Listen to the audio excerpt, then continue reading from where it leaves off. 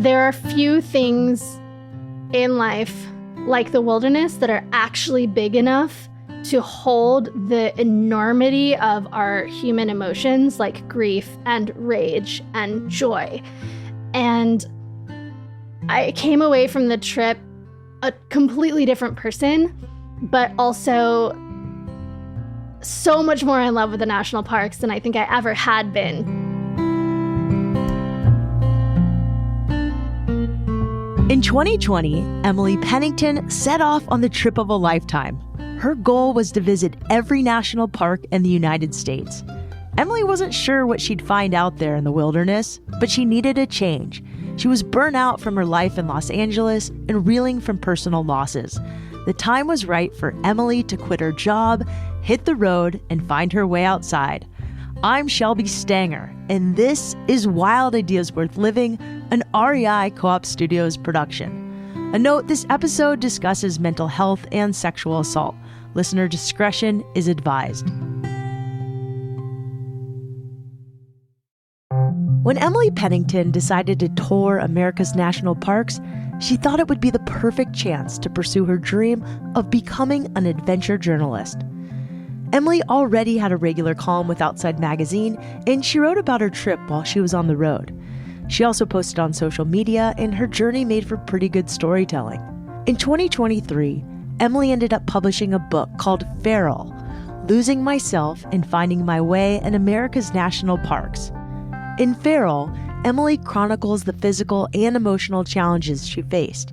The trip was delayed by COVID, rocked by a breakup, and even impacted by climate change. Her adventure had some serious ups and downs, but Emily was expecting some surprises. Visiting every national park is no small feat. When did you have this wild idea? So the idea came after kind of having my ass handed to me by a really rough year in 2016. I worked in Hollywood for over 10 years, and it's brutal. I almost got these life-changing opportunities, and then they fell apart. I went through a really bad breakup, and then I also, unfortunately, I had 3 younger friends pass away unexpectedly. So I was suddenly facing my own mortality in a way that I never had before, and in a way that I think is unusual for someone who's only 29 years old. And I just had this notion of like, why am I pushing so hard for a career that's going to keep me chained to a desk forever when I could be out, living a little more paycheck to paycheck and being a little more irresponsible, but actually living and actually doing the thing that my friends who just passed away couldn't do. And the guy that I had the breakup with was actually the guy who also introduced me to backpacking. So I had this new love of the wilderness and the national parks that I was just beginning to harness. And I was like, I don't want to ever have to have a man teach me how to do things in the outdoors. I want to be confident going by myself or bringing girlfriends along and teaching them how to do it. And I had this nuts idea to save up all my money for 2 or 3 years, build out the cheapest little van I could find, and then just hit the road for a year straight and try to write about it. Oh, that's awesome. The way people get wild ideas to me is really fascinating. Like that exact idea to just go visit all 63 national parks. How did it come to you? Did you have a dream? Did you see this idea? Did it slowly marinate in your head and one day you're like, yeah, that's it, I'm doing it? I wish I was that impulsive or cool, but honestly, I'm so type A and practical. There was a part of me that was like, all right, Emily, you want to go do a big thing. You're climbing a lot of mountains. You're doing a lot of solo backpacking. What is actually feasible in a year time span? And a year has 52 weeks, right? And there's 62 national parks, and a lot of them are small. So you don't necessarily need a whole week to do it. You might need 1 or 2 days. So I chopped it up into these little manageable chunks where it was like, okay, I live in California. There's a lot of parks here. I could theoretically move around to them when the weather's a little bit colder and it's winter and work my way out from there. So like I said, I wish that there was a little bit more of a poetic reason for why my brain just glommed onto the national parks, but Some of it was feasibility. I think some of it was also at the end of 2016, as I mentioned, I was just getting into backpacking in the national parks for the first time ever. I didn't grow up like doing a ton of camping or doing a ton of wilderness adventures. I got into it in my late 20s. And I think that there can be something really empowering, especially as a woman, when it comes to totally shifting your notion of what your body is capable of doing and what your body's built for. Like, oh, actually, my body can carry heavy stuff up a mountain and then like set up a house only with stuff that I carried on my own back. It sounds really simple, but it felt really transformative in a way that it's hard to describe, I think, if you haven't, lived in LA for almost 20 years and really needed to have your reality rocked. Emily continued working for 3 years before she actually hit the road. She had to save money, buy a van, acquire gear, and figure out her route and her schedule. She wanted to hit the parks during the shoulder season. This would allow Emily to avoid the peak season crowds, but still experience the parks in ideal weather. I also want to point out that when Emily started her trip, there were only 62 national parks. A 63rd park was added to the register in late 2020, just as Emily was nearing the end of her journey. I thought it was really important to not only do every national park like I was checking off a list, but also I wanted to at least be able to do some of the top activities or find a cool hidden trail in every national park. My goal was, okay, like I'm going to buy carbon offsets. I'm going to buy the tiniest, most fuel efficient van I can find. And I'm going to, unfortunately, spend a lot of time driving to make sure I'm getting to places when it's actually nice to be there because I'm writing about them as a journalist. So with that in mind, I did like this big loop that was kind of Southern California, Southwest. Then I went up towards Michigan, Minnesota. Then I came all the way back home to go north to Washington, up to Alaska, and then I chased autumn all the way across the East Coast. I saw my first fall foliage ever in my whole life, and then ended the year in Florida and Virgin Islands and Hawaii, which are a little more tropical. So you did this solo, but also sometimes with friends. Talk to me about the choice to kind of do both and how you dealt with fear when you were alone. So I actually started the trip by myself, but I had a partner that I was living with named Adam, and he was based in Los Angeles, but he was also not super happy at his job. And there was a little bit of talk about what would happen if he quit his job and hit the road for a couple of months and then maybe came back to LA and got a different job, which I thought would be really fun because I knew that I was going to do most of the trip alone regardless. And at the beginning of the trip, I thought that the book was going to be about the wild idea of carving out an uncommon life for yourself and your partner that's fulfilling because you're not abiding by society's expectations of what a partnership or a job is supposed to be. Then Adam and I, this is like not a spoiler because it's in the synopsis of the book, but then Adam and I end up breaking up in Alaska in the very middle of the book, and I end up finishing out the second half of the parks pretty much totally alone. And the book became much more about surrendering to the fact that the void is the rule, not the exception, and you're going to have to get comfortable with discomfort very quickly if you want to survive by yourself in the wilderness. So I was careful to give myself these little carrots in front of my face of friends who would occasionally join me for like Acadia National Park, or I had a friend who wanted to bring these 2 plastic kayaks to Congaree National Park, and I had like zero paddling experience, and we decided to do this all-day paddle on this creek through these crazy cypress trees, and that was cool. And I think that some of the more funny moments of the book are the moments when I have friends with me, but I think that some of the deeper learning and growth and healing took place alone. And to answer the second part of your question about how how I handled the loneliness of traveling by myself for so long, I would say that I had to let go of the notion that I was a badass who could do everything and anything all the time. And just like maybe how in your apartment you want to sit down and watch a movie or read or not do anything for an entire day, you have to allow yourself to have these moments of downtime in the van. You can't be all epic all the time.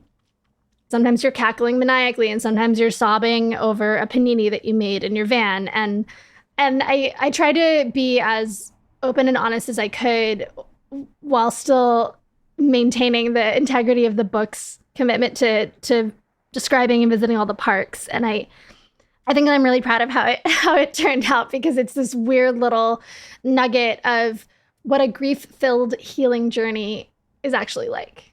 And you did it in 2020, most of it, right?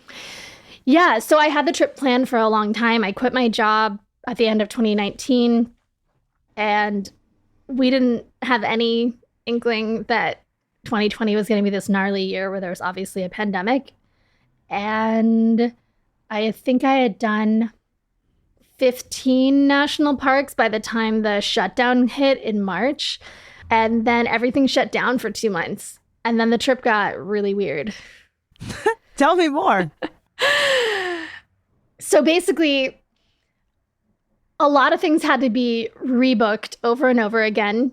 The timeline that I had so carefully considered had to vanish and become even more grueling, because the 2 months that I spent sitting at home was obviously kind of a lost cause. My notion of what my schedule was going to be also flew to the wayside, and I had to start really living the reality of nature's going to be unpredictable and intense, and weather stuff's going to come up, and roads are going to be closed because of snow even in June. And I had to start letting go of this perfect idea of what I thought the parks trip was going to be. So it became very much a meditation in discomfort rather than a carefully articulated year-long plan.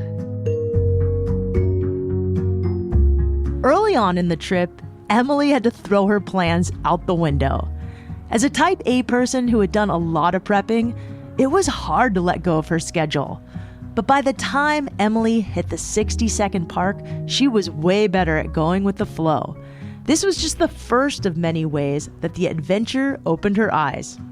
When we come back, Emily tells the story of a hard moment on the trip and shares how her journey helped her to slow down and focus on her own mental health.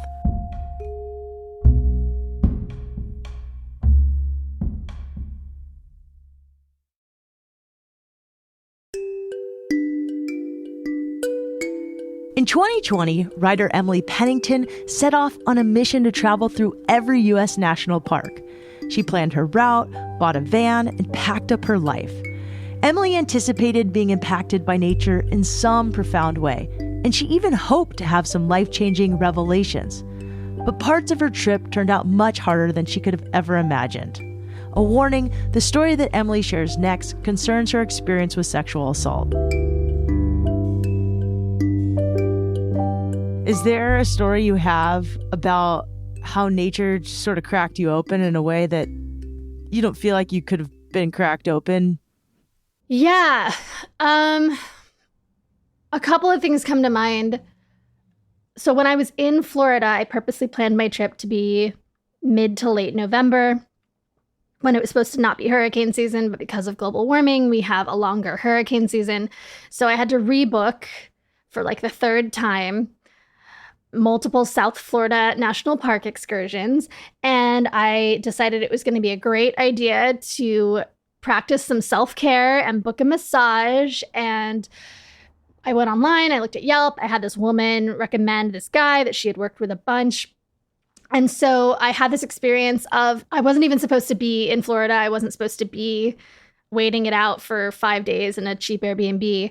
I got sexually assaulted by a masseuse. And then 2 days later, with my entire sense of safety and body security totally shaken up, I had to jump on a crowded plane to the Virgin Islands to go to my second to last national park on the East Coast.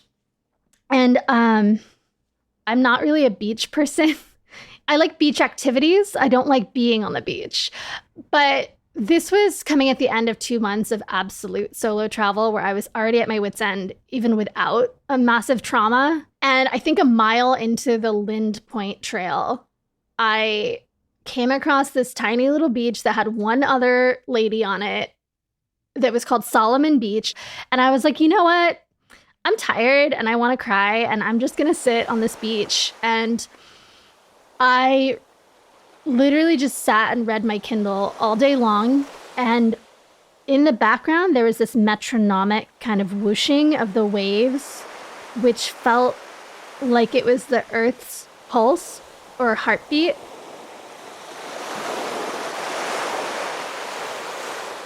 Kind of lulling me back into this state of safety and okayness with the world. And I had this moment where it was almost like self-baptismal in a weird way. I don't want to get too woo, but I had this moment where I basically said thank you and goodbye to the beach before I left to go back to my hostel, where I let myself float with my face and my stomach facing the sky. And I let myself be totally rocked by the waves. And then I dipped myself under and started crying because I realized that I should feel sad for this person, but I also shouldn't let their bad behavior ruin my life. And there are few things in life, like the wilderness, that are actually big enough to hold the enormity of our human emotions, like grief and rage and joy.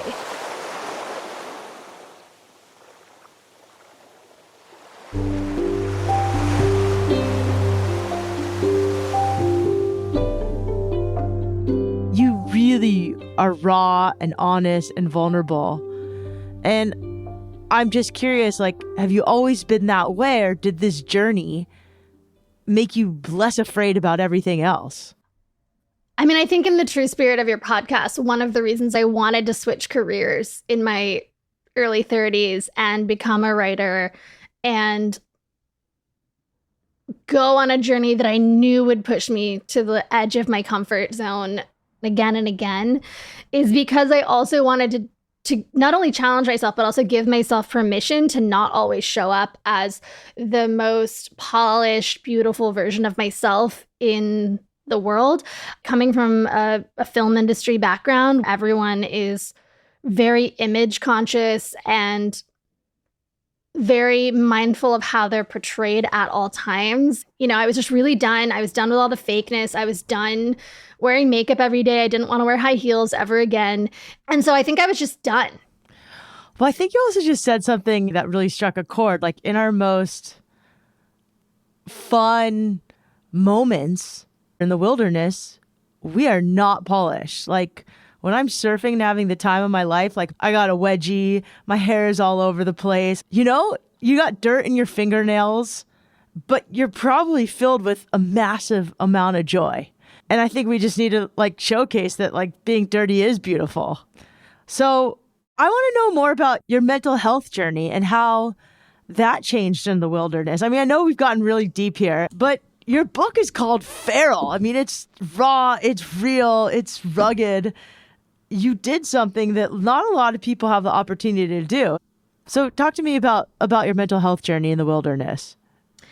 Yeah, it's a weird one because finding a suitable ending for the book was really challenging for me because a lot of people have talked about the fact that they have anxiety, you know, before they do a ski competition or, you know, oh, I have anxiety sleeping by myself as a solo female van lifer.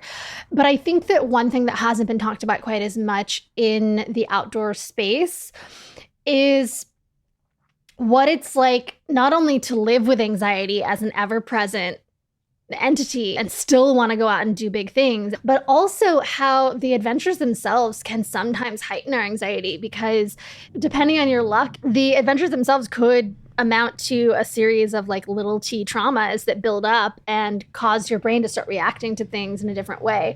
And so towards the end of the year, Partially because of COVID, partially because of the massage incident, partially because of the breakup with Adam, but also partially because of just being on the road and hiking alone for so long. My brain decided to stop sleeping, and I had essentially a mini nervous breakdown before my last two parks that I was very much in the process of healing from while I was writing the book. And so trying to put like a shiny, sparkly period at the end of a sentence when life is not a linear, like 3-act structure was really challenging. And I thought it was really crucial for me to showcase some of the fragility that can exist behind the veil while you're doing these big adventures that are still worthy and life-changing, even if the back end is messy.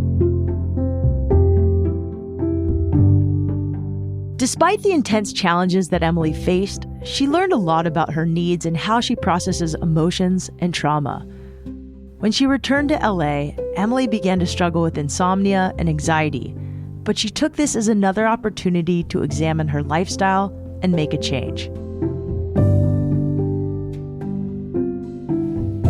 Something that's not talked about in a lot of books and in a lot of like adventure tales and magazines is re-entry after an adventure, especially a grand adventure, can be really challenging.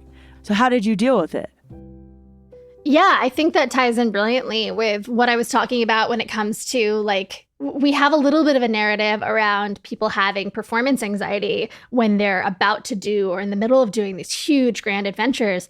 But I think that when your nervous system gets used to either being on edge for a really long time, because maybe you're doing a crazy, siege style climb of like an 8,000 meter peak or something, or like, I mean, mine is much smaller than that, but I was living in a van and I was dealing with the safety issues of being a woman alone during COVID for 12 straight months.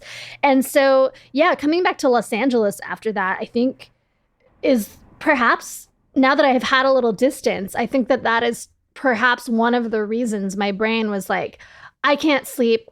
It was fixating on like mockingbirds, car noises outside, and like neighbors' voices and footprints upstairs. I hadn't had upstairs neighbors in a really long time, and I felt like I was losing my mind because I knew that they weren't being that loud, and in my brain it was like akin to like a matador and a bull like stomping around in my apartment all the time. And to be totally honest, I think my therapist's advice for me when I was trying to navigate re-entry as a newly single person who had to move all her stuff into an apartment and try to figure out how to even be in a city, his advice was clear literally anything from your schedule that feels like work. Only do the deadlines that you absolutely have to do as a writer. And don't judge yourself for having a couple of weeks or a couple of months where you literally do nothing. So around this time is when I also wasn't sleeping. So to be totally honest, like my memory loss from the 2 months that I got back from the trip is pretty intense. But over time, like it is true that if life is the thing that can somatically break you with its stressors, then you can somatically heal yourself by removing as many of those stressors as possible. It's definitely not at the same level of getting professional help and getting on medication, I ultimately learned. But taking as many things off my calendar as I possibly could for a couple of months and just not taking any new writing assignments helped. I don't know if that's the answer you wanted, but that is what worked for me. What lessons do you feel like you really learned from this big grand adventure? Like, what do you think you most took away from it? I think I learned as a type A overachieving person that the days where you might feel like you're doing nothing and you're just sitting by a lake or you're just chilling in the van, watching the sunset, They might feel like you're doing nothing, but recovery is actually an active process of doing the big adventure. And I would also say tangentially, there's no wrong way to experience a national park. I think if you map out the kinds of adventures I'm doing over the course of the year, they get smaller and smaller and much more manageable. At first, I'm doing these big, like 12-mile hikes and these big, like solo backpacking trips where I'm sleeping in like 28-degree weather and I'm not sleeping well because I'm freezing. And then by the end, I'm like, I don't know, I'm just going to sit on this beach, or like, I'm like, I don't know, man. I'm just going to like hang out by this crater in Hawaii and like look at this lava. Like it's I don't know, I think it's kind of funny to watch the unraveling of this like past shadow version of yourself that you think is so essential, that's propping you up, and really like allow like the difficulty of the wilderness and adult life commingle to kind of lay your ego bare so that you have no option other than to just be with what is in that moment. Otherwise, you're going to exhaust yourself needlessly all the time. I think the best adventure books end with surrender. Yeah, that's basically, that's a much more succinct way of saying what the end of the book is. So thanks.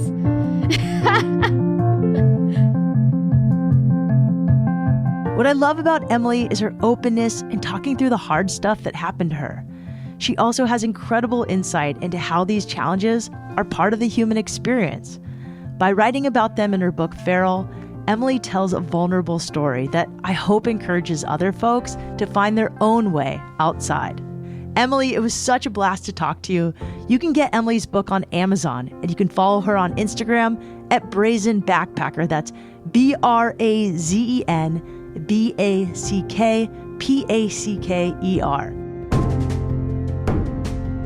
Wild Ideas Worth Living is part of the REI Podcast Network.